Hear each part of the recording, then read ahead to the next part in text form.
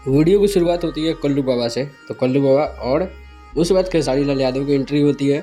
उसके बाद हमारे पावर स्टार पवन सिंह की एंट्री होती है। फिर से कल्लू बाबा की एंट्री होती है।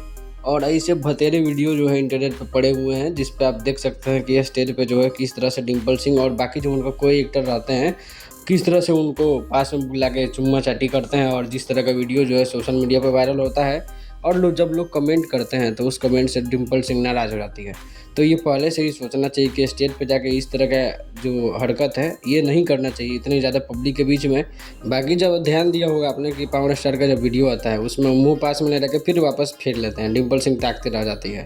वही खेसारी लाल यादव का साथ किसी गाने का ये क्लिप है जिस गाने में ये दोनों का इस तरह का सीन दिखाई दे रहा है। और कल्लू बाबा तो जब इनको मौका मिलता है तभी इनके गाने में चाहे स्टेज शो में दिखाई दे देते हैं। 3-4 स्टेज शो तो आपको यूट्यूब पे ऐसे ही मिल जाएगा। तो ये उसी तरह का वीडियो था। मैंने सोचा कि क्लिप जो है जोड़ के आपको थोड़ा सा जानकारी दे दूँ कि कौन गलत है, क्योंकि डिम्पल सिंह विरोध नहीं करती हैं और इंटरव्यू में जाती हैं तो वहाँ बोलती है कि सभी ने मेरे साथ गलत किया ये वो। Thank you.